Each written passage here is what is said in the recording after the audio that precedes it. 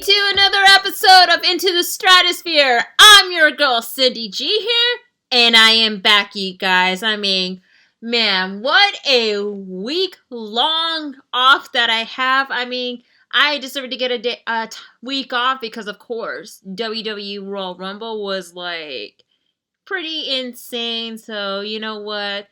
Let's have the bullet cast, focus on more of the WWE, especially something that is happening in the world of wrestling. So, it is what it is. Whenever there's a WWE pay-per-view, look around, I gotta give myself a week off. Except if there's a pay-per-view that is tie-in the next day, which is, of course, Impact Wrestling or their special, and also with New Japan, then I'll be covering it as well. But if it's going to be before or after. But I digress on it. So, anyway, you guys, we are in episode 25. It's happening, you guys! That's the name of this episode, because a lot has happened. But there's going to be some catch-up to it. That's right, I said catch-up. Not like the tomato sauce type, but digress. But hey, I am not alone here, because we got a lot to talk about. So, my guest for today, you remember him. He is the only guest that I count on, especially he appear on numerous of episodes. So say hello to from NoDQ.com and from the podcast The Sauce, the Simple Man, Noah Foster. Hey Noah, how are you doing? Hey everybody, how are you? It's great to be back here on the Bullet Cast again. And Cindy, wonderful to be with you on Into the Stratusphere. It has been a industry opening week for professional wrestling, and I could not be more excited to discuss all things wrestling with you, as well as promote, of course, you will soon be a guest on my podcast celebrating its 1-year anniversary, AEW Sparks. So I look forward to joining, being with you on that as well. Congrats all the way on 25 episodes on this forum. Thank you. I figure, it is a coincidence that, I give myself a week off, just to recharge and let the guys doing their thing, especially when it comes to, the big 4 WWE pay-per-view, of course, and other WWE pay-per-views. I figure, you know what, 25, this is gonna be big. And hey, you guys, this is major, you guys. Of course, it is major. But before we get into all what we're going to be covering for today, so Noah, where can people find you, especially on your YouTube channel where I'm going to be making an appearance soon? If y'all want to check out Superman Studios, that's my YouTube channel. It's nothing but live streams and wrestling content. You could search and Foster 1916 or go to youtube.com/c/NoFoster210. You can find me on Twitter at Foster1916 to talk to me about anything you have on wrestling. And you want positive re-encouragement and a reminder to just enjoy life and enjoy wrestling, check me out on Instagram and Foster1916. Going to start posting autographs and wrestling memorabilia too. I just got my Tomohiro Ishii. I'm very happy about that. And that was a really cool 8x10 that you have. Oh yeah. It's amazing. I'm looking forward to what you have for your content, Noah. Anyway, you guys, so episode 25, it's happening! So we're going to be covering your usual, wrestling news. Well, 2 of them, which is a major one, of course. And then we're going to be giving our thoughts of the GCW Fight Forever 24 hours wrestling block event that just happened this past weekend. Also, there is going to be a catch-up of kind of a result/recap from last week's Impact Wrestling, and also bonus AEW Dynamite segments featuring our Impact Wrestling star. And also we're going to be covering the recap for this week's Impact Wrestling and AEW bonus of, what's going on, especially a very major, I don't know, lost words because I'm still on a wrestling high. It's it's happening, you guys. That, again, I don't think how many times I'm going to be saying it's happening so many times on... I'm just going to scream. I'm just going to go a small yell each time you say it, Pee Wee Herman's secret word, it's happening, because, yeah, we can't say it enough. Here, let me let you your excitement. It's happening! And yes, folks, the Simple Man, for the first time in years, as a wrestling fan, I'm going to use terminology you can understand. I marked out. Wow. Yeah.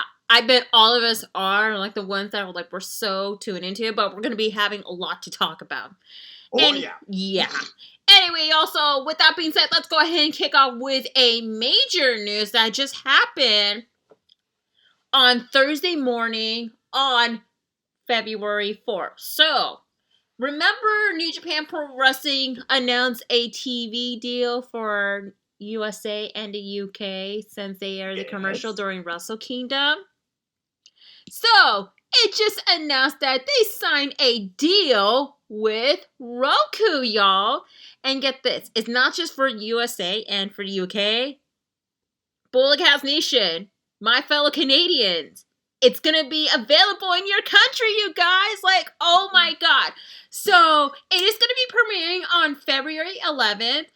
And so, it will air every Thursday beginning at 5 p.m. on the Roku channel, and it's going to be available on demand afterwards. And however, the Roku channel will host a block of library content featuring key highlights from the 2020 New Japan Pro Wrestling catalog with the potential of introduction of more historical content in the future, you guys. I mean, this is really major, you guys, and I know a lot of people are like talking about it, especially got some are like pretty much not familiar with Roku, especially yours truly, even though I have it downstairs in the living room, but it's a work in progress. I gotta talk to my mom, and my mom has to talk to her husband because he knows technology or whatever. But this is a very exciting news. Noah, your thoughts on this? I couldn't be happy to be a Roku TV owner in a Roku home, because we all use Roku. Yes, our purple background, I had a feeling it had to be something streaming related. So yes, the Roku platform, that fits perfectly for me. This hour of content sounds like it's just taking the Monday free match up to 3, because I can see maybe 3 matches in one thing, or I can see like a callback from Chris Charlton giving us like factors. I couldn't be more excited to have further wrestling content now to look forward to on Thursdays. This is absolutely wonderful. And kudos to NJPW once again expanding their reach to a further international audience. Truth be told, some think, okay, bigger platform. Maybe they could have did Twitch. Maybe they could have did Pluto TV. I guess Pluto TV was potentially in the talks. It just didn't happen. But this is awesome for New Japan Pro Wrestling. And more so for me, tech-wise and Lifeline NJPW fan-wise too. Indeed. This is like something that is like really huge in the making, and I'm glad that the CEO of New Japan Pro Wrestling, Takumi Obari, and like the director of Roku come into it like an agreement. And so this is so much of like a huge weight off of everybody's shoulder altogether. However, some people are like debating whether or not to stick with New Japan World or just go with the Roku, but it all based on like you guys' preference for it. For me, I'm still gonna stick with the New Japan World. Same. Yeah, because like I'd rather watch it like the action live, even though it's like hella early in the morning. It's all good, even though I still gotta catch up with New Japan Pro Wrestling at time a bit. Sorry, y'all. I know I'm like lagging, but I am caught up with New Japan Strong, you guys, which I'm gonna be talking a little bit about it, like after the second breaking news about what's going on today. You're going to have a strong finish. And as a Lifeline NJPW fan, I binged the last 3 road shows yesterday on my day off. It's one of those things where you got to do priorities for passions. I watch wrestling when I can. NJPW always the top of the list. Agree. And that is like one of my favorite companies that I've been following and love too. So congratulations, New Japan Pro Wrestling, on the offering of the TV deal with Roku, you guys. Available in the United States, UK, and Canada. Super excited. And alright, you guys, second breaking news, which I'm going to be covering it now because I know that, like, I don't cover WWE news, but when it comes to who is signed and who is released, I'm definitely going to cover it. So, as of today, Thursday, February 4th, in the afternoon, WWE made the announcement that, of course, Steve Cutler has been released. So WWE just announced the following. WWE has come to terms on the release of Steve Cutler. We wish him all the best in his future endeavor. So yeah, you may remember him as part of a stable called the Forgotten Sons. That is right. That forgotten tag team, except because of the controversy regarding Jackson Riker formerly known as Gunner, made a racial remark, whatever, and since then, like, the Forgotten Son has been placed in a shelf. And from what I read, like, Cutler and Wesley Blake was being part of Baron Corbin's, like, night or whatever. It's like, it's so crazy. Such a shame, you guys. I mean, hell, the last time I seen the Forgotten Sons, they were on NXT Live in San Jose last December, which, you know, it was pretty cool seeing them live, and I thought they have the huge potential, but hey, one messed up, like, remarks from the leader, you get axed. So, yeah, it's pretty sudden. Noah, what are your thoughts on this?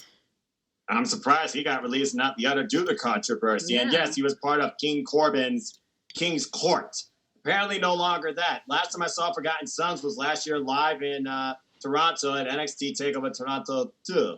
But I digress. And actually, Botched, that was 2019. Sorry, folks. Last year's better off forgotten. Yeah, anyway, I know. Like this team. Yeah. A tough break, but again, when you are released from the Big W, it does allow for reinvention. It does allow for rest. It allows for recuperation. And we'll see how he sees his opportunity in life going forward, whether it's wrestling or non-wrestling. All I can say is all the best. I didn't know much about him, but I just think it's just out of the blue, especially because this is news to me, too. Again, all the best to him and whoever he's affiliated with, too. Exactly. I know that he made the, he posted a statement on Twitter that he was utterly shocked, but at the same time, he is very excited that he will get the opportunity he will be needed in the future, and he's looking forward to the countdown to when the 90 days is up. And what's funny is that his girlfriend, the current Impact Knockouts champion, Deonna Purrazzo, posted a really hilarious tweet stating, "COVID strikes again," with a big LOL in a caption. Now that I did not know. It's so funny. So pretty much it's a shot towards WWE because, of course, Deonna Purrazzo was one that got released back in April of last year.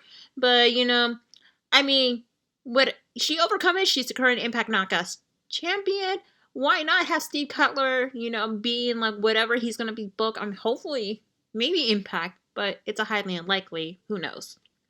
Never know. Never say never. And again, couples, they like to stick together, especially in wrestling. So I could see a fit for that, possibly. That's very interesting, though, and clever, Deonna, as we live in the of the Butcher also. Indeed. So we wish Steve Cutler very best of luck wherever he's going to go. We will be right behind your back. And then lastly, you guys. So you guys know I cover New Japan Strong now on my personal Instagram page, which is simply _C_K.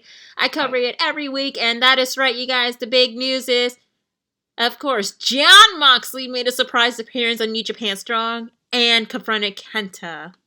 So pretty much, Jon Moxley's going to be appearing on this week's episode of New Japan Strong, and it's very excited. Right, Noah? I mean, I sent you a voice clip, and you were baffled by what I was saying because I couldn't get my words out. Abso-freaking-lutely. He said, Boogeyman's watching. I'm coming. Death Rider rides again. I can't wait to see how much more of this we get in Strong. An incredible closing moment that many would say was the start to cracking open a certain forbidden door. But also, way long overdue to see what was next for the IWGP United States Championship. And of course, restricted by COVID. I can see why. Indeed. I know there's going to be more that's going to be VDI, but we're going to save that towards the end.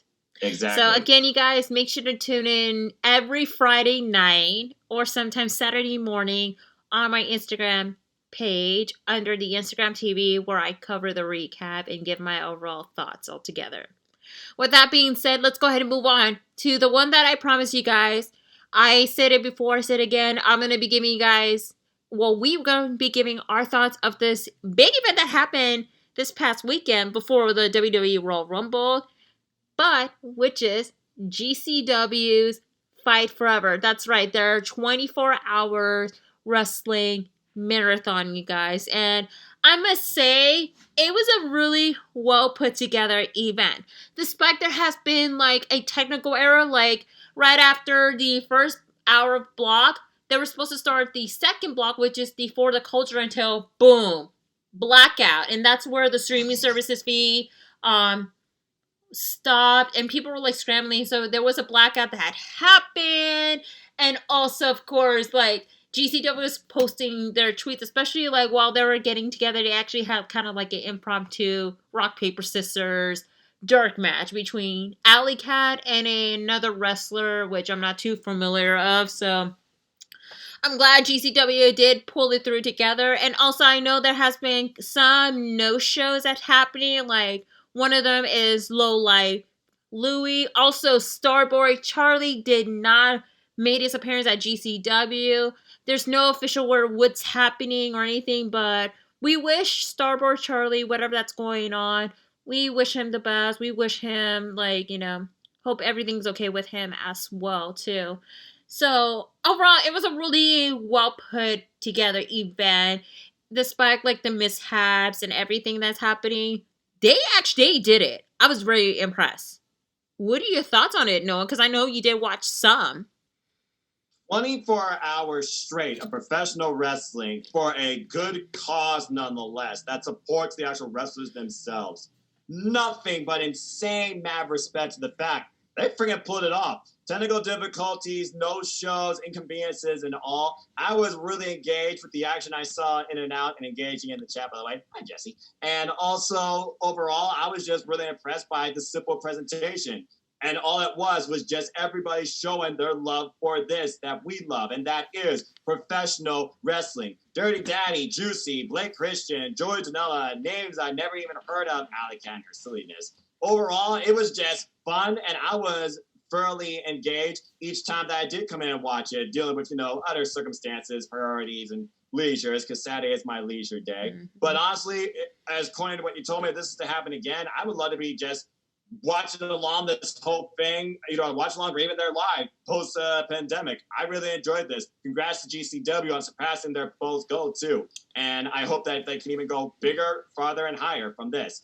Maybe not any longer, though, because that is madly insane to think. 24-hour nonstop live wrestling event. Here, I thought they were just going to do like some weird archive stuff in between or whatever. No, it was just nonstop live action.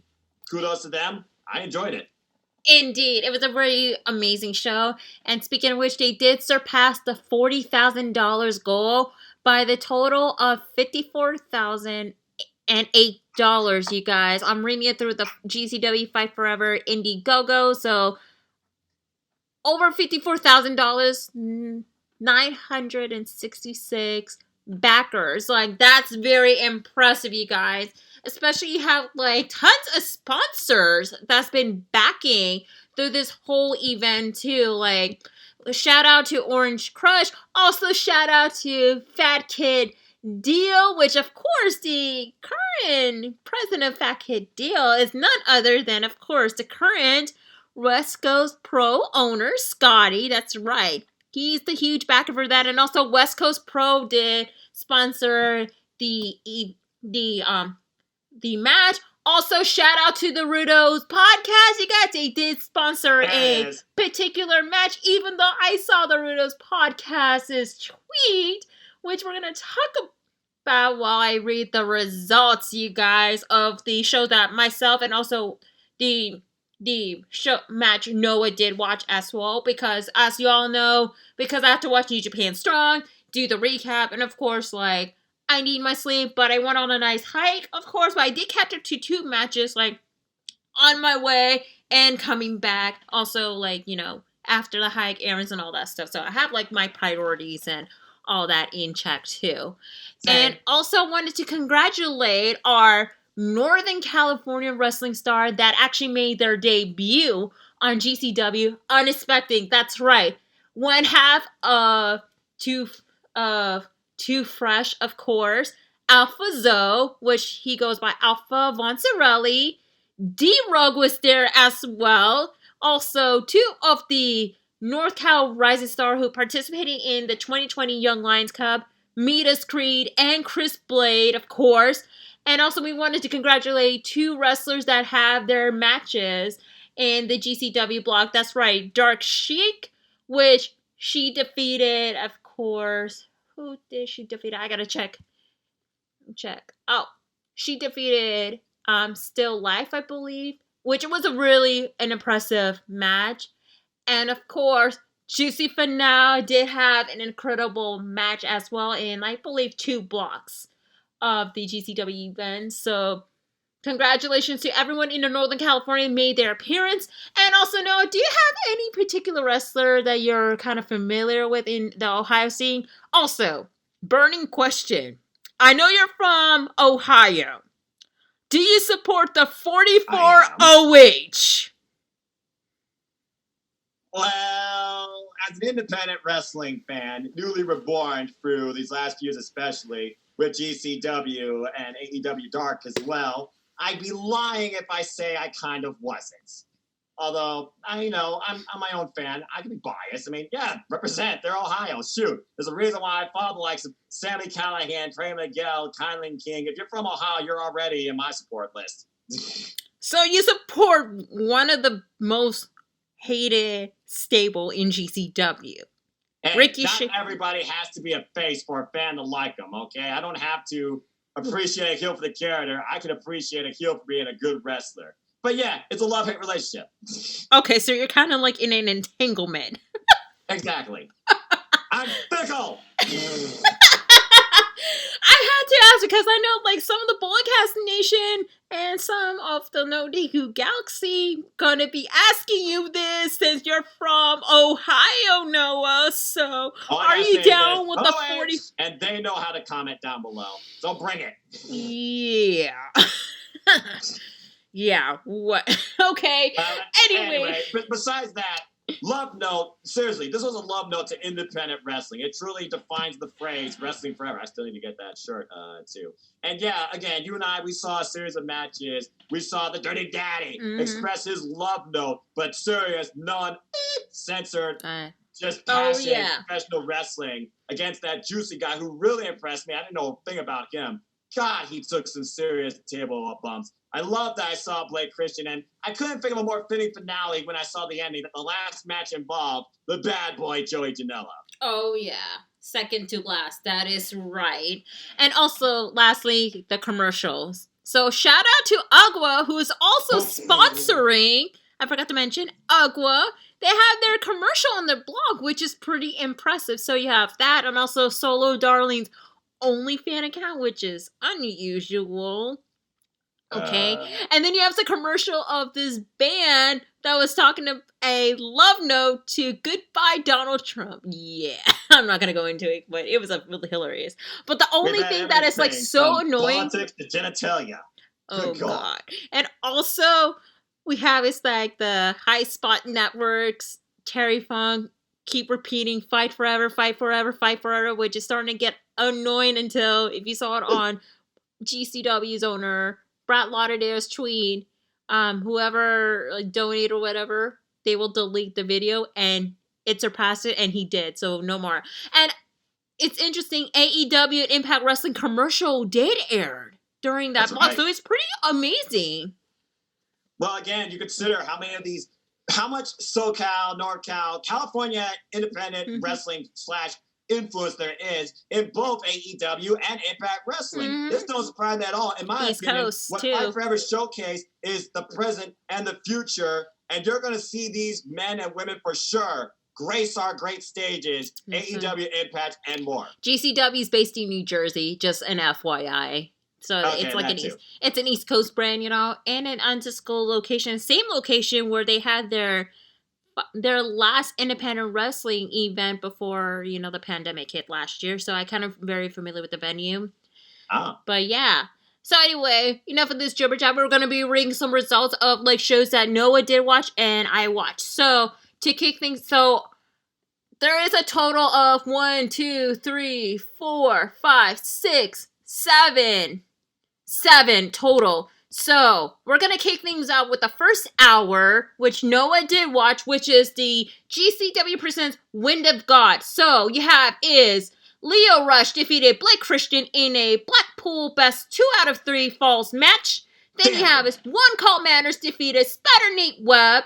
Myron Reeds defeated Braden Lee. Matthew Justice defeated KGB. And in your main event match, Joey Janela defeated Treehouse Lee.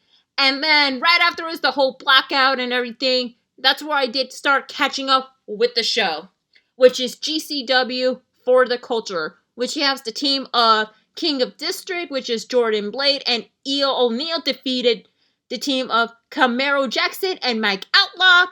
Then you have his Calvin Takeman defeated PB Smooth, which that match was really interesting. It was like, wow.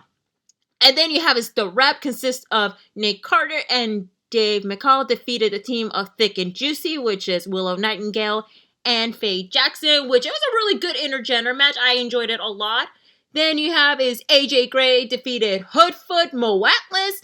And in your main event match, which is the triple threat match to determine the number one contendership for the Pan-African Dystopia champion, which the current champion is Trisha Dora, which of course, Saeed Al-Saba defeated Lee Moriarty and Ken Broadway to become the number one contenders for that lovely title Trisha Adore is holding. So I'm looking forward to this.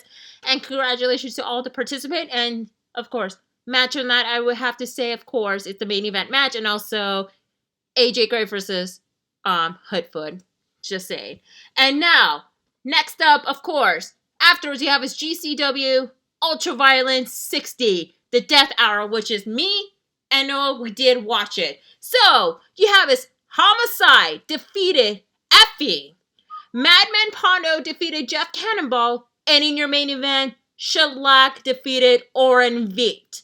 I would say match of the night, Homicide versus Effie. Props to you, Effie. It was a really incredible match. And also, Madman Pondo versus Jeff Cannonball. Wow, highest caliber of it.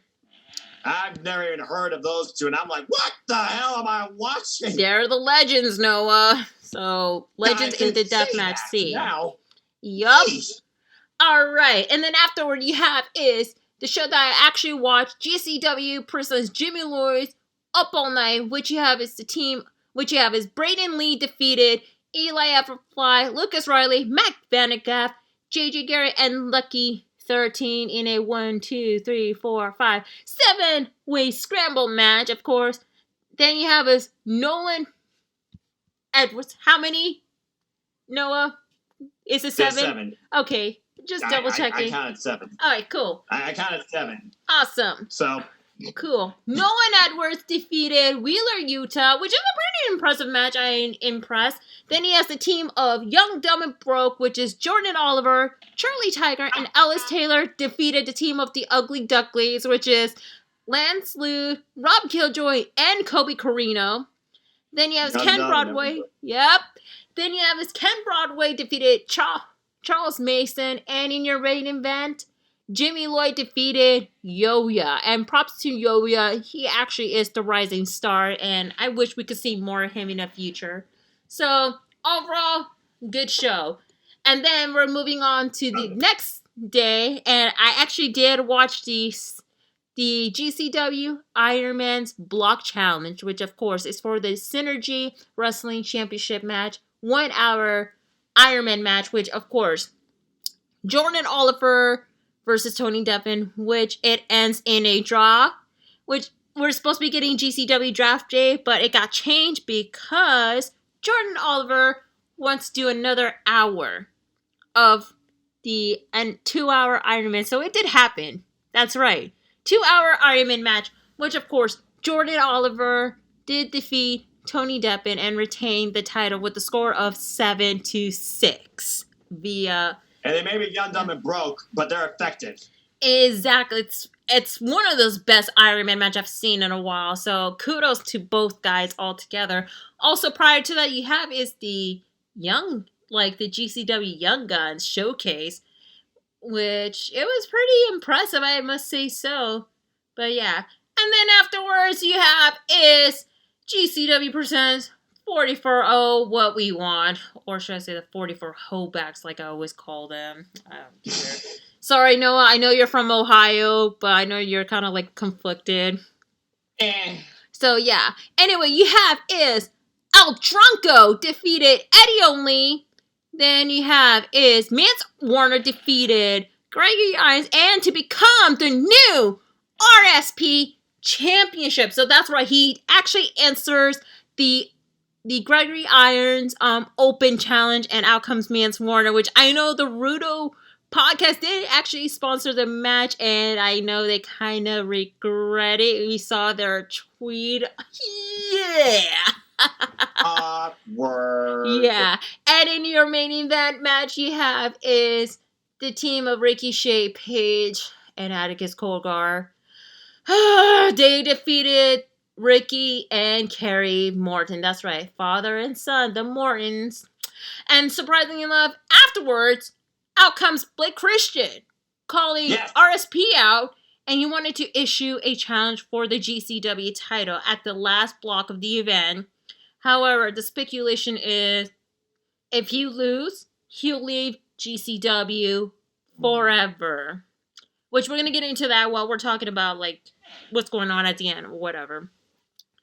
And especially, like, yeah, I'm not going to say much. So, yeah. So, anyway, next up, afterwards, this is another block that I did watch, and I was really tuned in, especially this main event match that I'm very enjoying. So, you have is Ken Broadway defeated Gabriel Sky. Daniel Garcia defeated Atticus Cogar in a very interesting match, which I was very impressed by it, especially Daniel Garcia. Oof, you don't want to mess with him. And in your main event match, you have is former WWE superstar Red Beer, formerly known as Eric Rowan, defeated Homicide. And that was a really amazing main event match. Both guys did kill it. I freaking love it. And then in the last block, which me and Noah actually watch, of course, GCW, the World on GCW, which you have is Eli Everfly defeated JJ Garrett. Dirty Daddy Chris Dickinson defeated Bay Area's own Jesse Finau. What a match. Oh, yeah, indeed. Shane Mercer defeated Brayden Lee. Shane Mercer's, oh my god, I could see him suplexing all day. Like, jeez. There's a definition of a suplex machine. Oh, yeah. G Raver defeated Cole Roderick, and afterwards, Jimmy Lloyd came out and attacked him. Yeah, attack G Raver, for real. And then you have is Everett Connors defeated the bad boy, Joey Janela, and afterwards, Janela did give a very heartfelt speech, which I'm glad he did. Looking forward to what's going on. I know he actually did tie it up to his opportunity in AEW Dynamite, but I digress. And in your main event match, which is the GCW Championship versus GCW Career. And unfortunately, no offense, Noah, Ricky Shane Page defeated Blake Christian and retained the GCW title. I just can't. You see, that's where I was fickle because Blake Christian has been on my radar ever since I saw him debut in NJPW Strong. I know how bad he wanted this, and it kind of hurt me to see the results. So it is. There you go. Honest, independent fans' opinion. Well, really great match, but I was rooting for Blake Christian. Me too. All of us are, but, at least we got to see his last independent wrestling appearance. And talk about a high note to leave on, too. Exactly. Well, he is the all-heart, but hey, you never know which he's going to making the appearance. But we're actually going to be, yeah, I'm not going to say much, but wishing him the best of luck wherever he go. And also, I wanted to congratulate GCW putting up an amazing show, and especially surpassing the donation. And also, I want to give a shout out to you guys, the Bulletcast Nation. If you guys did donate it, I did promote it on the last episode of Into the Stratusphere. And the link was posted on the episode description and on the YouTube channel as well. So, thank you so much for your contribution to GCW. And thank you to everybody that did donate. Because, again, all proceeds, it went to literally taking care of every wrestler that was involved in this. Because it was just a love note showcase support to independent wrestling. So congrats to everybody all around, top to bottom. That's right. And those wrestlers got their payday right away, especially like what they've been going through so much since Rona took over the world. All right, guys. So with that being said, we're gonna shift into gears. We're gonna go into like the quick results and overall thoughts of last week's Impact Wrestling, which just took place on January 25th. Oh no, January 26th. Botch.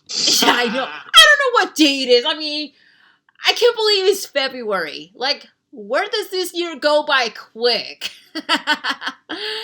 Anyway, y'all. So with that being said, so we're gonna be giving our quick thoughts overall. So opening of it, you have Rich Swann call out Tommy Dreamer, and you know he wanted to have like a match on Tommy Dreamer's 50th birthday, which it happens at No Surrender. Right when Tommy Dreamer was about to accept it, Sami Callihan came out, and then followed by Chris Bay, then Moose, and then they got into a brawl, and lo and behold, we got a return of Willie Mack. And so everybody was trying to fight each other until lights came out, and lights back up, and lo and behold, of course, Impact Wrestling Hall of Famer Ken Shamrock made the appearance and start attacking right away. Noel, your thoughts on this? Very nice love note and appreciating Tommy Dreamer's career, but given the match opportunity just because it's your 50th birthday at an Impact special, kind of weird setup to a title match that's just on mutual respect and friendship. But it also showed us how deep the main event picture is. We consider everybody that got involved in this angle. Interesting opener. I agree. And of course, like they did actually told Scott D'Amore they wanted to have a main event match, and he granted. And also, there's a surprise third person. Well, we're gonna get into that later. And then after that, you have is a match between Ace Austin and Madman Fulton versus Matt Cardona and Josh Alexander. It was a really good match. I'm surprised that there was no shenanigans going on and no evolving. It was a really solid, good match. At the end, of course, Matt Cardona and Josh Alexander did their double team finisher, and thus they did pick up the victory altogether. Your thoughts on this? Noah? It's a new identity for both Matt Cardona and Josh Alexander against the established duo of Ace Austin and Fulton. Good match. All four men look very strong. Tag team communication galore. And at the end of the day, Ace Austin kind of gave his team the loss when he literally bumped up freaking Matt Cardona, who did his version of the Rough Rider. And literally, he pinned the big man, which was the result I did not see. I saw their team winning, but I didn't expect that result. Good match. Indeed. Well, a good match. And good pairing with both guys as well. Anyway, right after that, you have Rohit Rosha doing a kind of talking to someone, which we kind of speculate who, but we're going to talk about it after we'll talk about the recent episode of Impact Wrestling. And then you have his freaking Brian Myers running into Matt Cardona and Josh Alexander, of course. Brian Myers kind of like shoved back Matt Cardona, but he has more conflict than Josh Alexander. But then afterwards, he have a match. Him versus Eddie Edwards is a solid match, but then we saw a different side of Eddie Edwards that we were not expected. So, right when Brian Myers was about to do the hit, a float over suplex for a 2 count before Eddie hit the backpack stunner for a 2, and then he took him down, like punching him, and thus he bit Brian Myers. Thus, he got disqualified. So, Brian Myers defeat Eddie Edwards via disqualification. Which, to me, I kind of feel like we're probably going to see kind of like... I thought we're going to be seeing a throwback Eddie Edwards when he used to be part of a tag team called the American Wolves. Your thoughts, Noah? I feel like Eddie Edwards has finally snapped. I think the pressure of the entire wrestling industry is finally getting to him. I'm not sure where this is going. If Eddie's turning heel, Eddie's been always one of those that follows Mr. Impact for life. This was weird, but clearly this feud is not over. Indeed, it's not. It's not over, but it's all good. And then, of course, you have a commercial for AEW Dynamite, the usual, except you have Tony Khan, unusually drunk. It's funny, right now. Like, drunk on power. Like, I remember in the voice chat, we talked about it. Mm-hmm. Yeah. And then you have the usual Matt Hardy and Private Party, like, kind of like talking about the upcoming tag team match that's going to be happening at No Surrender up against the Good Brothers. So it's pretty impressive. And then you have the next match. You have Tenille Dashwood with Caleb with the K versus Rosemary with Crazy Steve. So it was pretty much a pretty alright match, but it was kind of like a less than a 6-minute match. Of course, but there has been some distraction and usual going on until Rosemary did the wing clipper and does pick up the victory. But the feud is still not over. And plus afterwards, the Decay ran into, of course, Triple XL, where Larry D actually confronted Rosemary of this whole situation, and then he actually knocked out Crazy Steve with his right hand, of course. Your thoughts on this? It's literally building Larry D's revenge at this point, but he said that they're gentlemen, they'll never hit a woman. Pretty good match. It keeps that tension going with Rosemary and Tennille. Now you got Triple XL involved, and the only one that can attack is Crazy Steve. Looks like we got a 6-man feud on our hands. We'll talk more about that later. Overall, Rosemary won again. At this point, how many more times you need Rosemary versus Tennille? Exactly. And then you have of course, the Fire and Flavor Festival. Of course, you have MC Alicia Edwards, MC Leash, being the MC of it. She did a good job. Alicia Edwards, she has many talents. And who was there? Of course, like Johnny Bravo was there. Johnny Swing was there with his swinger hotties or whatever, swinger entourage. And then who else was there? Oh, the referee was there. So, yeah, it was kind of like, I don't know how to explain it. I mean, there's no catering. It was all like styrofoam steel food, cheap Martinelli sparkling cider, of course. So it was kind of like one of those low-grade victory party. And lo and behold, we have someone that dressed up as Puff the Marshmallow Man from Ghostbuster, and we all thought it was Fall Out Boy because that was his costume for the Rosemary and Johnny Bravo's wedding. But nope, it was Nevaeh. And thus Havoc did attack Fire and Flavor, and thus, like, the team of Havoc and Nevaeh did stand tall. And thanks to Nevaeh, I have that song, that Ghostbuster theme song, stuck to my head. Your thoughts, Noah? Hey, who are you gonna call? Ghostbuster. This was just a way to continue this was the way to continue literally the tag team feud, and we got our first challenges for the knockout titles. This was cringy. It was humorous. Alicia was the star here. There's not much more to be said. Agree. And, she actually closed down while she was standing tall with Nevaeh and Havoc. But hey, she is the hardcore knockout. So that's what I call her by that. And then you have... Oh, yeah. And then you have his Joe Dory with Violence by Design versus Cousin Jake. It was pretty much a good match, especially Joe Dory. He actually did a pretty decent job. Unfortunately, Joe Dory did the Bernie Hammer and then a lariat to pick up the victory. Afterwards, Violence by Design did attack Cousin Jake, but then EY stopped. Because they were about to do the same thing what they did to, of course, his tag team partner. Oh, wait. Rhino, of course. Like, with the whole, like, chair situation. There you go. But they stopped and left. But, yeah.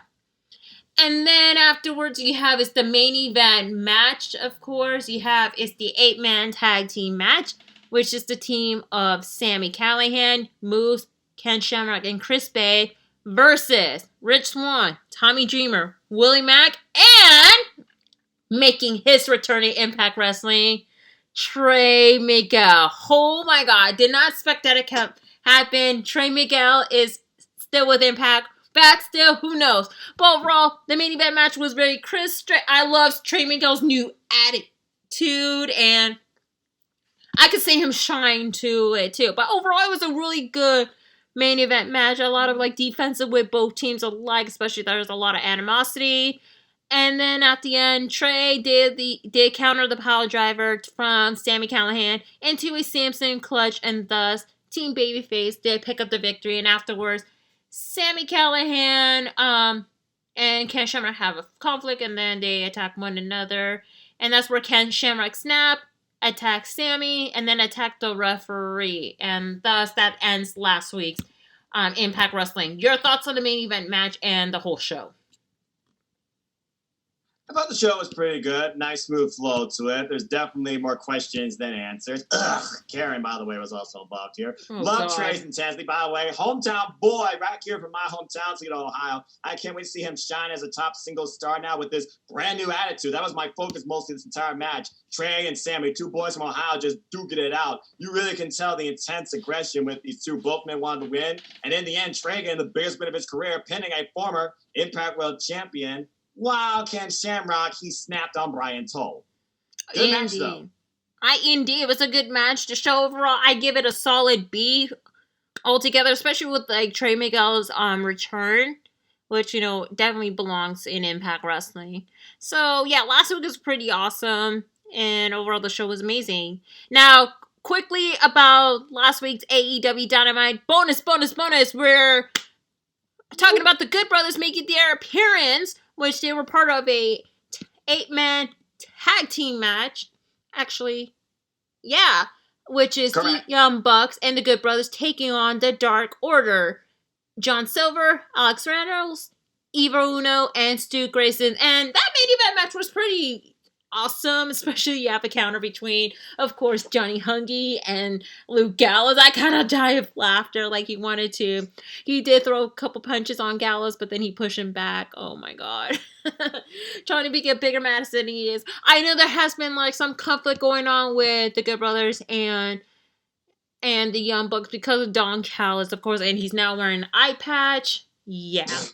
So all in all, the Young Bucks did try to did the Meltzer driver and thus pinning Stu Grayson. And of course, Young Bucks and the Good Brothers did pick up the victory. And afterwards, like, Young Bucks announced they won't be part of the tag team but Raw and say if they win, they can pick whoever they want to be the opponent at AEW Revolution.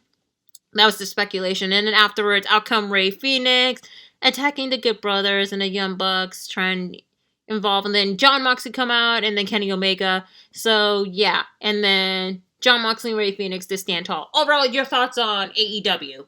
Main event Who match. knew the Dark Order could be great baby faces? And I love the fact we had John Silver versus the biggest guy, and he underestimated him. John Silver is freakishly strong and amazing and dynamic in the ring. Human cannonball, they say, for his size. John Silver and Stu Grayson were the stars of that match, in my opinion. They both are top-tier single stars waiting to happen. The result was pretty obvious because you have this newly reborn BC Elite, whatever you want to call it. We're a bullet club in Japan, though, just saying. I thought the match was really fun, though. There was some fun tandem tag team offense moments, four-way super kick, and Omega selling that paradigm shift, being stood up upright and his body just collapsing. Fun after-match angle with John Moxley, Rey Fenix, as this feud continues with Kenny Omega and his entourage, and the Death Triangle and John Moxley and Omega being basically the leaders of this. Really great closer to last week's Dynamite. That was a lot of fun. I agree, too. Even though, like, they did redeem themselves after, like, 2 weeks ago. Their episode was like, And now they actually pick things up. That was a bit of a slow burn. Exactly. And also this idea, furthermore, where Kenny Omega's allegiance stands, who's the friends, who's the enemies, how the Young Bucks teased challenging the Impact World Champions, maybe if they win the Royale, was a nice wrinkle to this whole story. That's right. But we're going to be talking about what happened, you know, when you were talking about more AEW bonus, y'all. Anyway, now we cover last week's episode. Now we're going to cover this week's. Of course, starting off with Impact Wrestling took place on Tuesday, February 2nd, y'all. That's right. The opening of the match you have is Tasha Steele with Kiera Hogan versus Havoc with Nevaeh. All in all, I was really impressed with the opening of the match. Both ladies did an incredible job, too. Like, especially, like, how Tasha was the star. And she did a couple kicks to Havoc and then chop her before the 2 counts. A lot of, like, back and forth until you saw Kiera Hogan was getting on top of the turnbuckle to cause distraction. So that's why Havoc was kind of, like, trying to take control. But, you know, smart move from Nevaeh.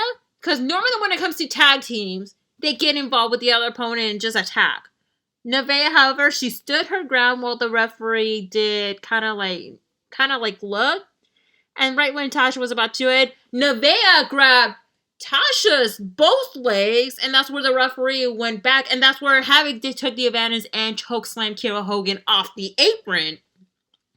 Thus, the referee looked, and that's where was where Tasha was about to attack Havoc, thought she was conscious, but nope, Havoc with the tombstone, and thus Havoc did pick up the victory. It was a really amazing match altogether. Your thoughts, Noah? This was a big girl versus small girl match, but a really good story with added dynamics of both tag team partners. Way to go, Nevaeh, keeping the cooler head, only getting involved when she absolutely had to. In the end, that allowed her to overcome the other distraction, and Kiara kind of cost her own partner here in a way, as the rep was distracted more with her. Really great back and forth match. I thought it was funny how Steelers tried to test her strength with Havoc. In the end, she couldn't do that, but she tried to ground her too. Good strategy, good humor, good storytelling. Good match. Agree. And then afterwards, we get a longer extended ending from last week's main event, with, of course, Ken Shamrock attacking the referee before he laid out Sami Callihan, and also attacking a couple security guards.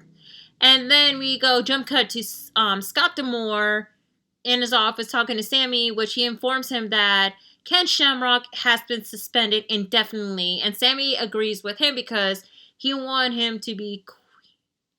him quit for the company and all that, but then he wanted an opportunity and all that. So your thoughts on this, Noah? I mean, this is the second time now he's been suspended, but now he's been suspended indefinitely. The difference is he attacks Sami. I think finally we can say the Sami Shamrock alliance is dead. Time to move on. Exactly.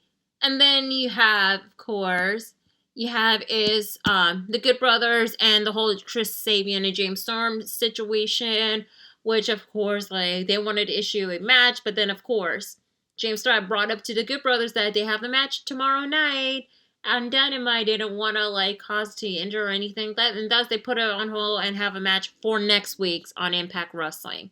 Pretty, unique counter for both teams, but yeah. Anyway, now moving on, we have is another match, which I was really blown away. Madman Fulton with Ace Austin versus Josh Alexander. First of all, I'm glad Ace Austin did not get involved in the match whatsoever. It's kind of like, returning the favor that Madman Fulton didn't get involved, like, while Ace Austin was competing at the Super X Cup at Genesis. So it's kind of like a return to favor type of deal. But all in all, I was very blown away this match. Both guys are the top, should have been pushed into the high caliber Impact Wrestling. Like, with the way that they have each of their movesets, like Josh Alexander with the missile dropkick into a release German suplex, and then Madman Fulton counter with an ankle lock, and then a chokeslam, that's amazing. And of course, at the end, Josh did the J Driller and pick up the victory. Your thoughts on this? This was incredible, considering how long it's been since we've seen Madman Fulton in any sort of singles type action. And we've all wondered, Josh Alexander can break up be a top tier singles guy. Josh Alexander bringing both technical and powerhouse background here. While Madman Fulton is the monster, just wouldn't stay down. Literally at some points, just rebounding off suplexes and attacking freaking Alexander. Pure one-on-one big man match. Both men look like stars in this. Mad respect to Ace Austin, not getting involved at all. And Josh Alexander's first huge singles win, I think. So kudos to both. Indeed. It was a really incredible match. I really enjoyed it. And afterwards of this match, Brian Myers came out. Well, technically, no. Brian Myers did came out of the ring after the match and all that. And then he actually insults Eddie Edwards, talking about like how Eddie is the most unprofessional wrestler because he bit him and all that. And so until Brian Myers took out like a doctor's note type of deal, and thus Eddie Edwards come out and start attacking him right away. And then that's where we made a surprise that someone appeared to attack Eddie Edwards, and that's none other than Hernandez. So both guys attacked Eddie until out comes Matt Cardona to make the save, and thus leaving Brian Myers and Hernandez out. What are your thoughts on this?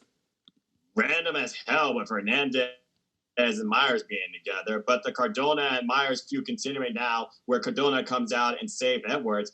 it's an interesting way when you think about what these two used to be in another company and what they do in a toy podcast. Miles, of course, claimed that he's the most professional. Everyone else is not him. Eddie now the most unprofessional. It's a nice new feud, but it also begs the question, does this mean we're just going to forget about what Eddie Edwards did last week? Is his mind okay?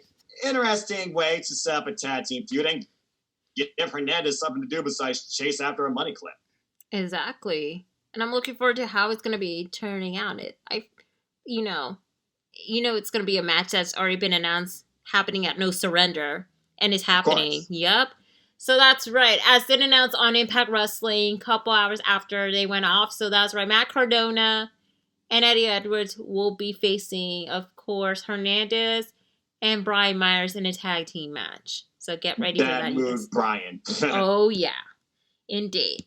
And then afterwards, you have the same match right here. You have his Crazy Steve with Rosemary versus Larry D with AC Romero. I must say, Larry D has his new attitude, probably because of that prison, of course, and continue of this whole, like, Who Shot Bravo storyline crapola type of deal. So it was a pretty decent match. I kind of enjoy it. And at the end, Larry hit the belly-to-belly suplex, and then he did a knockout punch. And then he went for a springboard, and thus he picked up the victory. And then, yeah. Overall, your thoughts, Noah? New attitude by Larry D. Crazy Steve countering every power move by Larry D by biting every limb on him, only to get knocked the hell out, which apparently is now Larry D's go-to finisher. Very interesting, considering how they're really pushing this prison thing, even how he yelled in the ring, it changes a man. Exactly. And again, he blames Rosemary for all of this, but again, Triple XL will never hit a woman, though I'm pretty sure AC fears Rosemary. True. Especially match. Yes, especially afterwards, Rosemary got up the ring, and then she said, go ahead. And then Triple XL did left the ring, because they don't want to hit a woman. So, yeah, well.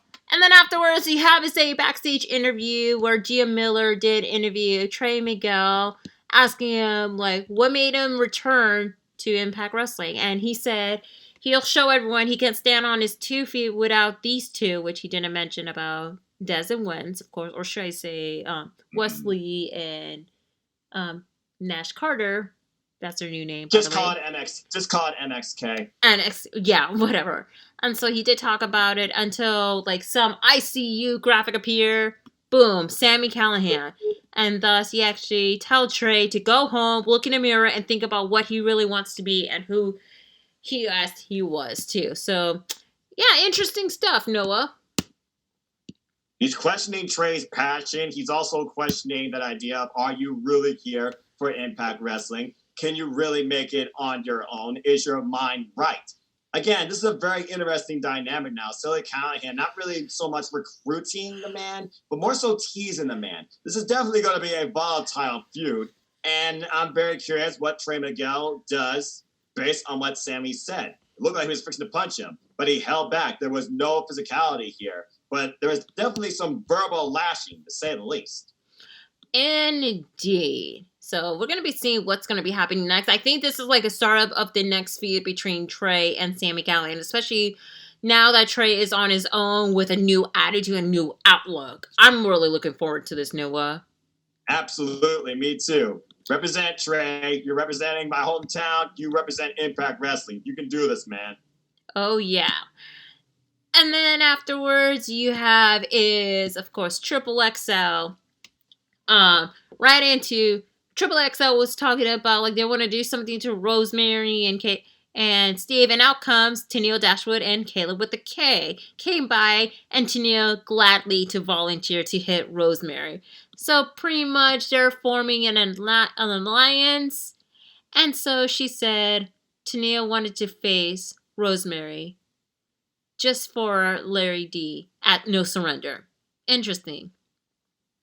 So we're getting a 6-man feud, a 6-tag feud as I expected. Intergender 6-tag feud here. I'm curious who the kid could possibly get adding to their ranks. And with every time Matt Striker draws about familiar faces coming back, new faces invading, I'm just honestly wondering who or what could fit into K. What are they thinking? They, of course, being Rosemary and the Shadow. This is very intriguing to me. Me and I'm too. very curious who's going to debut at No Surrender if this is made official. Me too. I could think of another tag team in mind paired up, but possibly like Joey Janela and Sunny Kiss. I would love to see it. That'd be interesting to say the least. Mm-hmm. Who knows?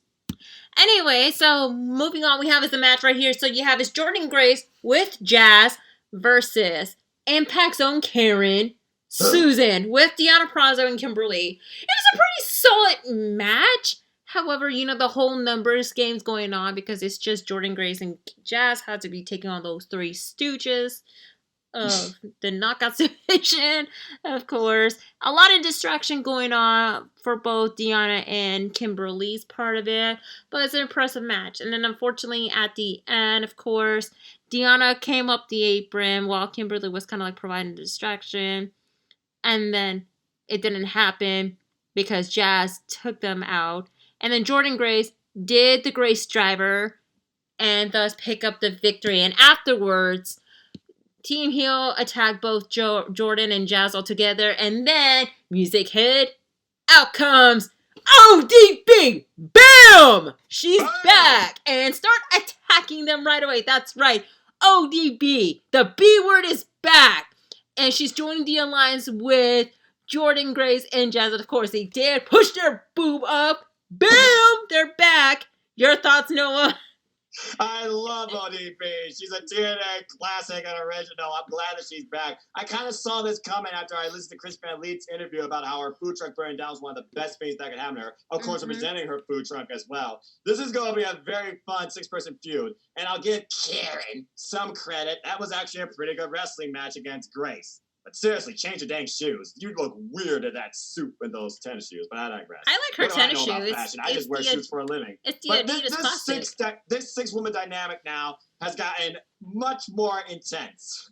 Indeed. And I'm glad, right after, when ODB did explain why she was absent, why she came back, the food truck she is promoting, she actually wore her food truck on her barbecue line, of course, and she figured to help these girls out since these broads are being bullies, of course. So, yeah, ODB is one of my favorite Knockouts veteran, of course. She held accolades, like winning the Knockouts champion, also the Knockouts tag team champion, of course. So, it's awesome seeing her back, and I cannot wait to see what's in store, especially the alliance with Jazz and Jordynne Grace all together.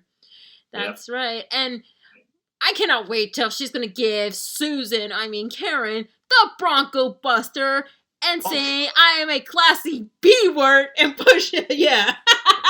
And then Karen will go to Human Resources and tweet angrily about it. Send them an angry letter. Oh my god, we could go all night, but we got a lot of stuff to talk about. But this is hilarious.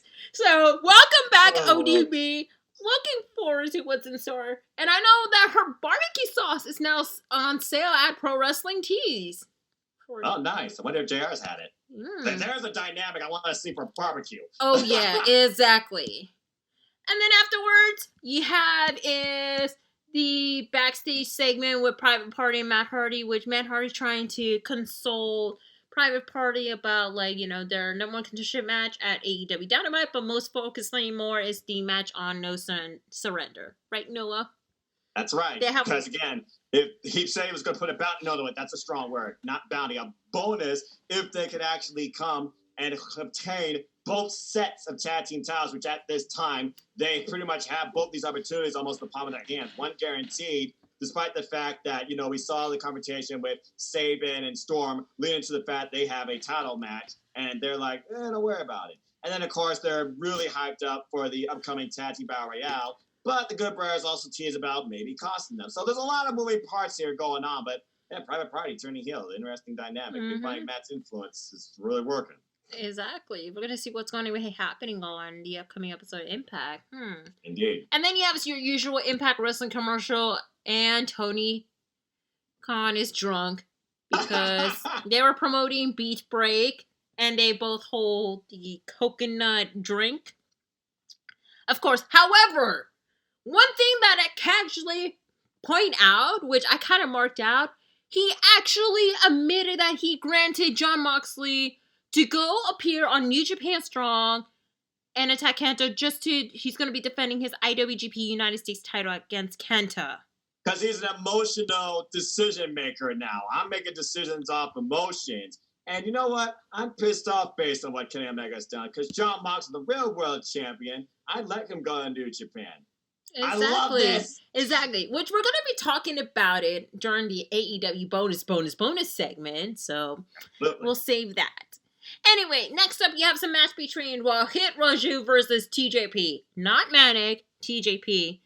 It was a pretty good match. I mean, a lot of high-flying action, too. TJP with the Tornado DDT before he missed the Swanton Bomb from Rohit Raju. And then that's where Rohit did the Cannonball in the corner before TJP got his boot. So, pretty much good. Rohit did counter TJP's detonation kick, and he did the jumping knee that sent TJP out of the ring. But then, once what TJP was about to do his finisher, he got attacked by none other than the returning Mahabale Shira. Wow. And that's where Rohit did the goodbye from Mumbai and pick up the victory. So we all knew all along the person that Rohit Raju talked on last week's episode of Impact Wrestling was Shira, of course. We haven't seen him right before the pandemic hit. That's right. So, yeah. Overall, former member of the Jesse Hit Squad. Your thoughts on this? It makes sense to me. They both roll together. We keep talking about bringing familiar names back. And Rohit, he wants to get back what is rightfully his that he felt was stolen from him. So he's bringing in his own insurance policy in a bodyguard. I was thinking for the longest time he and Daivari should come together because I know Daivari's part of Impact. But this makes a lot more sense because these two literally once ran together as a tag team. That's I like right. this added dynamic. So the question is, are we going to be seeing the returning Desi Hit Squad? Because time will tell. I think this is it. I mean, with all due respect, Rohit Raju being in the exhibition is good, but I'd rather see him and Shira being as a tag team just to represent the Desi Hit Squad. You know? Then as another tag team back to Impact Wrestling, which we know, again, they have an interesting tag team roster, not that many. Exactly. So why not pair them, and that's it. So, yeah, and so that's going to be a continuing feud between Raju and TJP, but yeah.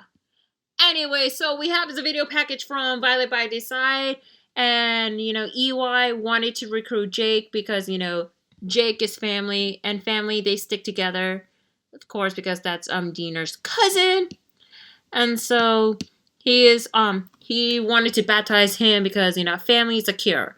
And then you have Gia Miller interviewed cousin Jake. Jake said he does not know, but he will give the answer to them. Violence by Design by next week. Your thoughts on this? This really is a question about where is your family, but also where is your heart? EY changes people, claims the world doesn't belong to them, it belongs to us. He wants cousin Jake to be part of that us, be a part of this family. I can baptize you. I'm really curious what his answer is going to be and whether or not this truly will become another battle of families in a way. This is odd. Exactly. We're going to have to wait and see what's happening next week. Yep. Anyway, moving on to the main event match, you guys. Main event, you have the team of Tommy Dreamer and Rich Swann versus Moose and Chris Bay. Prior to that, Rich Swann did promise Tommy that he's going to be doing most of the work. He wants Tommy to sit back, especially just to save up for his birthday at No Surrender for a title match. Anyway, the match was pretty good. A lot of back and forth going on. Mostly, Chris Bay and Moose, being a good tag team as they are. Rich hits a side slam into a diving elbow by Tommy Dreamer. And then, of course, Tommy locks in a domino stretch with a claw to the ribs to Chris Bay before him and Rich double up on Chris for a 2 count. And it's a lot of, impressive moves. Chris did hit the jumping arm breaker before Moose did came in and legally ripped in tears at the mouth and eye of Rich. So he is, being ruthless as it is. And so, at the end, unfortunately, Moose hit an impressive spear to Rich Swann. And thus, Moose and Chris Bay did pick up the victory. It was a pretty solid match, but I feel Moose did most of the work than Chris Bay of it. But it was pretty awesome. And then afterwards, Moose just continued to attack Tommy Dreamer with a spear. And plus, like, a lot of attack, and thus, like, you saw Moose holding both his TNA World Heavyweight title and the current Impact Wrestling title together, standing strong. So what does this mean? Who knows? Your thoughts, Noah? Well, again, people say Moose is old, or at least Matt Striker does. He is rightfully next in line for a title shot. And Swan promised Moose a title shot after saving his friend Mac from, certain destruction. But he said that was only for 1 week. Loophole. You wanted to do it on your time, not Matt time. Well, you missed your opportunity. But Moose continues to prove why he believes he should be the champion, the only champion you look at, and the only title that you should go to, as he keeps claiming this is the real championship. Interesting way it ended with Moose literally having Swan assist him in a way, having him spear basically Dreamer. Or Dreamer and Swan had like a miscommunication in the corner. At the heart of this, though, it's clearly Moose and Swan, but now you wonder, this miscommunication is going to add any tension between Dreamer and Swan at No Surrender. And if Moose is even going to be involved, well, because Baby kind of just looks on from the outside. This whole dynamic of Baby being 25 years younger than Dreamer as well, it added a nice wrinkle, character focus to this match, too. Dreamer pulling out some stuff we don't normally see from him. I thought was a nice touch as well. Good match, and all I can say is, Swan, good luck. You got a hell of a target on your back. Oh, indeed. I mean, it's like a lot that has been happening, and especially the fact that it is a good continuing of storyline between Moose and Rich Swann, especially when it comes to the title itself too. Right. The question the is, actual Impact title, not that TNA World title that Moose keeps claiming is the real championship, the only title that truly matters, and everyone's afraid to challenge for it. If there's one thing I can say overall from these last 2 weeks of Impact, you see how dynamic and how deep not only the Impact World title picture is, but the X Division picture is too, considering how many of these men involved in this picture right now, or story-wise, they are former X Division competitors or champions. That's right. With huge accolades alike, too. Exactly. So, we're going to have to wait and see what's going to be happening, leading up to what's going to be happening at Rebellion in 2 months. Their next pay-per-view. Exactly. Anyway, all in all, the episode of Impact Wrestling was pretty impressive. Yeah, returns from ODB and Mahabali Shira. The women's match there was impressed the hell out of me, especially storyline has been developed altogether. Noah, what your grade? Yeah, I found it better this week than I did last week. The returns was a nice surprise. Action was smooth. Storytelling-wise, these matches really picked up from that standpoint, but still good action all around. And again, got to give credit's due. Karen and Grace really held up. Story being the numbers game, but good in-ring action and that few humorous moments by Karen trying to take off her jacket. B+. It was slightly better than last week, and I really enjoyed the returns, especially ODB. Indeed. And I'm giving it a B+ as well. Impact Wrestling is doing so good, especially with the whole cross promotion with AEW. It is knocking it out of the park altogether. It's a beautiful time. Indeed, beautiful. So, the matches for No Surrender has been confirmed according to what I'm reading through Wikipedia. So, the most trusted source on the internet wrestling. That's right. As I mentioned, it's a tag team match between Matt Cardona and Josh Alexander. Will be taking on Hernandez and Brian Myers. Yep. And then is TJP will be challenging Rohit Raju for the X Division title with Mahabali Shira. And then is a triple threat revolver determined the number one contender for the X Division champion, Ace Austin, Chris Bay, Davari, Suicide, Trey Miguel, Willie Mack, Josh Alexander. What? Yeah, like I said, X Division, no limit. Let that sink in. And get this, I think he may be signed. Who knows? All Heart Blake Christian. I was so happy to see that freaking graphic. Oh my god. And then you have your Rich Swann versus Tommy Dreamer for the Impact World title. And I'm guessing it's going to be the main event match. The Good Brothers versus Private Party for the Impact World Tag Team Championship. So... Well, that wouldn't surprise me. But again, this is Impact Wrestling. You would think the focus would be on the Impact World Championship. So again, we'll have to see what Scott D'Amore decides. Exactly. So these are the matches that has been confirmed, but I know more matches going to be announcing on next week's episode of Impact Wrestling. And as I promised, I'll be making a quick prediction for No Surrender. And then with the recap, we'll be tied into the following episode after that with the rest of the Impact Wrestling recap, because it's the Impact Plus special too. Exactly. So, yeah. Anyway, you guys, with that being said, let's go ahead and go to AEW Dynamite bonus. That's right. Only we're going to be covering, people from Impact Wrestling. But something happened. But without further ado, so kick things off for the bonus. That's right. So the opening of the match you have is like the Battle Royal for the tag team. Good Brothers come out. And they're the ones that actually distracted Nick Jackson during the tournament, which MJF did eliminate Nick Jackson. So kind of like a mind game, right, Noah? Exactly. Thus furthering this idea of, well, Young Bucks, you think you're better than us? You think you come after these titles? We're going to do something about that. But we support you because they also was there to cost Private Party.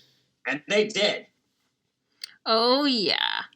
And then followed by that, you have is the wedding of Penelope Ford and Kip Sabian. By the way, wrestling wedding, they're okay. Sometimes can be good or bad. This is just, I don't feel it's like a wedding. It's like more of a Miro show type of deal too. Poor Miro. It was a Miro presentation. Exactly. And kudos to Miro with the way he has seen these presentations go before, preventing similar results from happening. But it wasn't more so the presentation that shocked us. But it's the officiant. Yeah. Father James Mitchell. Yup.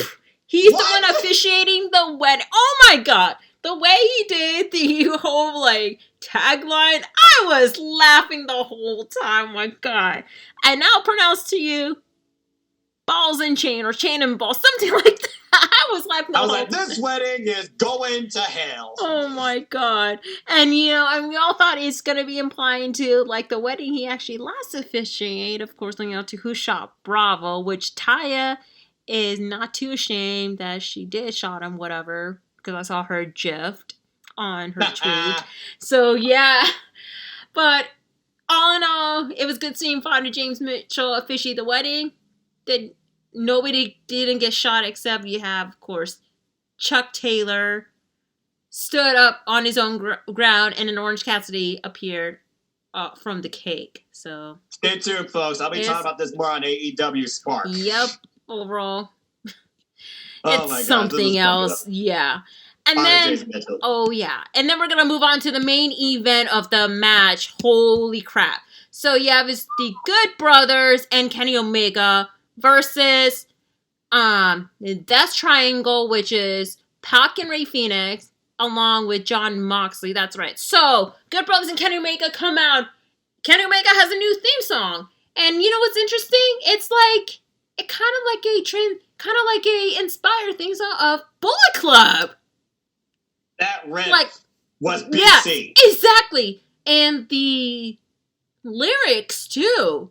Because remember the old Bullet Club thing you have is Carl Anderson introducing each of the members before they cut out to make a new version because, Right. Yeah. Era. Exactly. So that kind of reminds me of it too. All in all, the main event match was pretty solid. Rey Fenix. Holy crap. Rey Fenix is definitely a total star in this match altogether with his high-flying caliber. He took shots on Carl Anderson and then to Kenny Omega. Freaking impressive. Pac is doing good too. Especially how this tag team dynamic is especially, Jon Moxley with the impressive Tope Suicida on both Anderson and Gallows. Pretty impressive. But let's not forget, Pac with the big kick on planted from Gallows, of course. And of course, Kenny Omega did the Liger Bomb, but Pac did kick out for 2 counts. So it's kind of more of the numbers game, in the middle between Pac, Phoenix, and Moxley on Kenny Omega too. So Moxley did a big German suplex on Omega, and then he trying to go for a pin, but of course, Kenny did kicked out. A lot of back and forth going on. Rey Fenix did an impressive top rope. But of course, Carl Anderson stopped him with a huge spine buster, and thus Anderson and Gallows did the magic killer to Rey Fenix, and thus Good Brothers and Kenny Omega did pick up the victory. So what are your thoughts on this match? This match was bloody insane. All 6 men owned it. And Rey Fenix, my God, he is unbelievable. The 3-on-1 assaults at times with Kenny Omega and the callbacks to Jon Moxley and Omega. And their last time they had a V-trigger lariatal exchange. I love that. I just wish JR said inside out, upside down. Really great match. Great tandem tag team offense action overall. The 450 splash breakup by Pac on freaking Kenny Omega when he was about to get the win. The 3-on-1 assault on Omega, and you fought that literally nobody got involved, by the way, and broke this up. But Omega just willingly survives this onslaught. And yeah, they finally isolate. Magic Killer, bang, V-trigger. And Rey Fenix was the one to eat the fall in this match, while Pac's on the outside of the ring, and Jon Moxley was incapacitated. Great action overall, and a very interesting win for... what do you call these guys besides some sort of club at this point? Very impressive with Don Callis and commentary. Oh, yeah. It was amazing. Yeah, it's but of like... course, we are not done there. Exactly. The aftermath. So afterwards, Anderson and Gallows attack, like, Death Triangle, of course. So it's really amazing, like, for that. And then out comes Lance Archer. Oddly enough, I think it was Excalibur or Tony Schiavone stated that Lance Archer mentioned that Lance Archer has history between these two in the past. So I was like, oh, okay. It's kind of like his riff when he was part of Suzuki Gun against Bullet Club. But then Moxley did attack Kenny Omega, of course, after Lance Archer has been taken out. And then all of a sudden, a man with a hoodie and a mask appear, attack Moxley right when he put on his hoodie and his face mask. New Japan Pro Wrestling Kenta! Again, Kenta! Sorry if I kind of screamed. Apologies, headphone users. Yeah, sorry, again, headphone users. The Simple Man, for the first time in years, fucking marked out. Oh my god! It's insane. So Kenta attacked Jon Moxley, hit him with the GTS. Omega watches and smile at Kenta. Kenta was like kind of like hesitant. Oh my god. This is big. Huge. Kenta appeared in AEW Dynamite. Oh yeah, we heard from how Tama Tonga felt about this too. And my dad, Kenta, wearing an official GTS Club Bullet Club shirt. Oh my god. This is fucking unbelievable considering what just happened the previous week on Friday night's NJPW Strong with the Jon Moxley finally show up on Strong dropping Kenta. As Kenta basically came back for, oh, here's your receipt. And of course, we know the match made official. We're finally getting our Jon Moxley Kenta IWGP United States Championship at the New Beginning USA on Strong. But the funny thing is also when he talked about the past, Lance Archer, Kenny Omega, Jon Moxley are all connected with the IWGP United States Championship. With Kenny Omega being the inaugural champ, Lance Archer being a former champ, Jon Moxley taking it from Lance Archer, and Kenta being the first one to wield a case to challenge for this title. This is unbelievable. It's huge. Like, what happened on New Japan Strong is now tying in, and Tony Khan, he actually made it happen. And the thing, people blasted this man a few weeks ago saying, don't you find the man a little bit extreme with the power balance tweet? Surprise! I know. Oh my god. And then we have as a video exclusive on social media, Kenny Omega approaches to Kenta. He's like, hey there, my friend. And then Kenta's like, I'm not your effing friend. But Kenny made a deal that he wanted him to join him, wanted him to be part of a tag team match on the next episode of AEW Dynamite. Which happens to be on my birthday, and it has been made official, and it's unsanctioned. That's right. Lance Archer, Jon Moxley versus Kenny Omega and Kenta. Holy hell. This is old former Bullet Club member, current Bullet Club member taking on I don't know, former member of Suzuki-gun and stuff, and John Moxley, but I don't know and what's the going Death on. Rider. And might I add, Lance Archer and John Moxley have really tried to kill each other. Now they're working together. This is insane. I mean, and the IWGP United States Championship was in the graphic and literally over John Moxley's name. Exactly. This is insane. So the question is, what does this mean altogether? I don't know, but stay tuned, folks. I'll be sure to talk more about this on AEW Spark this coming weekend. I cannot be more excited for my birthday. Happy birthday to me. Oh my God. I cannot be more excited as a wrestling fan.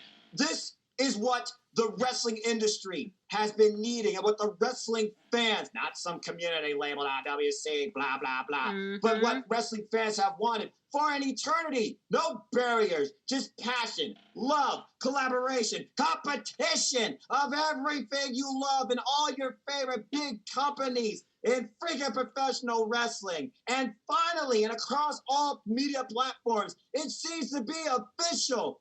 NJPW is working with AEW. Just like with Impact Wrestling, too. And we got NWA influence and AAA. This is unbelievable. Exactly. AEW is bringing the wrestling world together. Yeah, you can tell how excited Noah is. I'm very excited too. Like, I'm still losing my voice. Exactly. I made a short 60-second video on TikTok. You guys probably saw it on Twitter and on Instagram stories. So I feel because of these promotions are like helping each other out, because face it, you guys, we are still in the middle of a pandemic, and I know it's so hard. Pretty much all the companies are struggling to make ends meet, especially when it comes to, like, you know, with the restriction of, like, you know, with attendance to, like, safety protocol and all that. So the only way they gotta do is, why not working together? I know there's some people are having mixed opinions about this whole deal, saying, like, the company is fine how it is, especially with the pandemic, or it's too soon for the invasion, or, like, how, like, is AEW is having issues, or anything like that. It's just company helping company all together alike, especially for this difficult time, especially for wrestling fans. Like, face it, we all miss going to live events. Amen. You know, like, we could not go because of the pandemic, or, like, you know, with restrictions and whatnot too.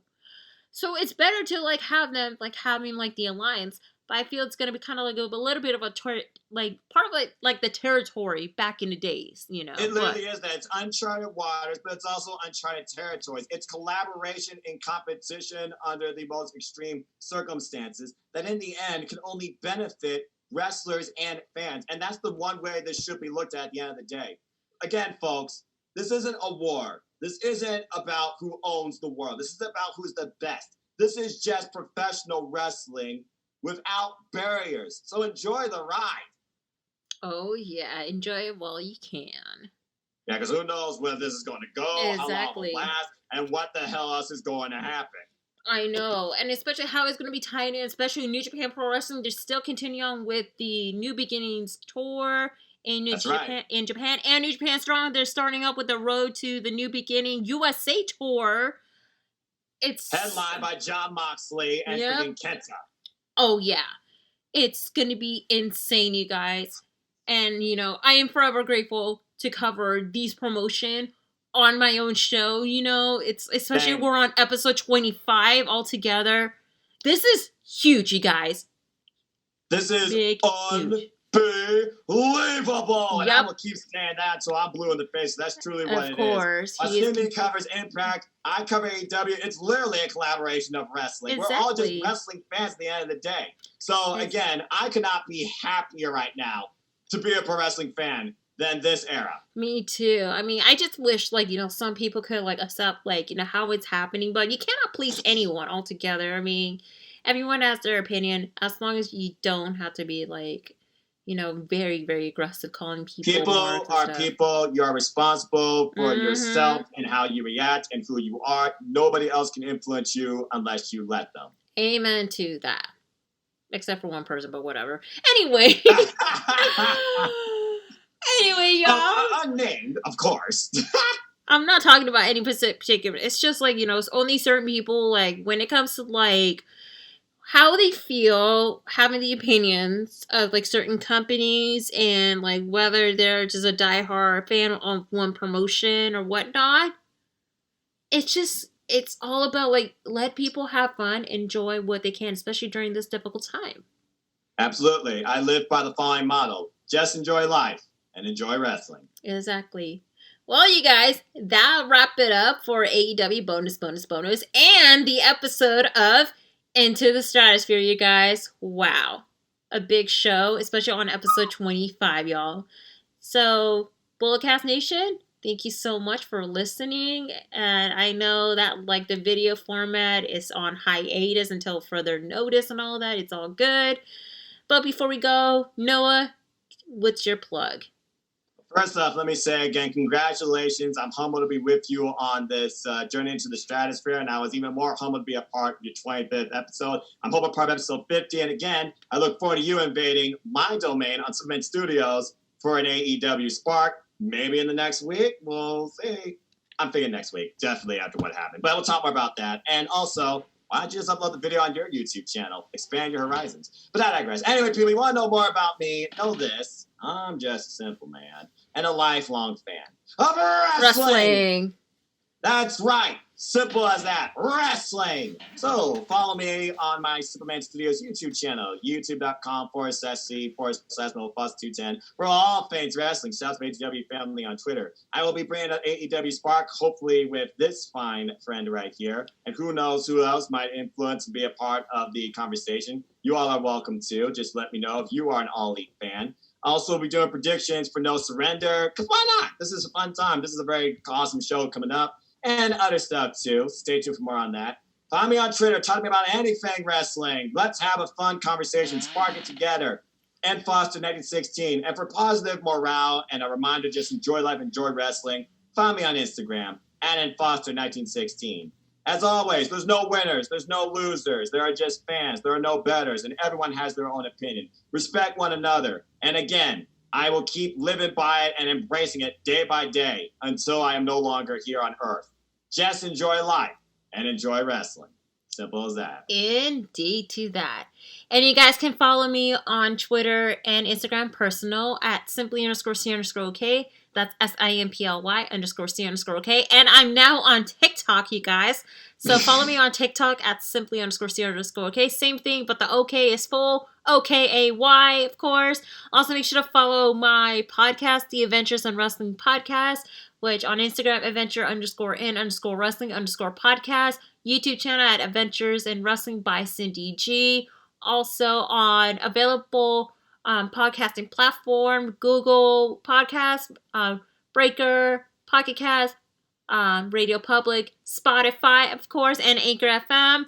Also, make sure to follow the Bulletcast on all social media platforms @the Bulletcast. Also, make sure to follow the podcast on all podcasting platforms, including Patreon. And also subscribe to this channel as well. If you're listening to it on YouTube, subscribe, like, share, and comment. I'm more than happy to reply back and all that. So with that being said, you guys, please remember to wash your hands 20 to 30 seconds. Practice social distancing. Wear your face mask or any face covering at all time. No excuses. And just remember, as always, please be kind to one another. We're all in this together. Until then, I'll see you in the next episode. Cheers, y'all. Have a good night, folks. God, I love wrestling.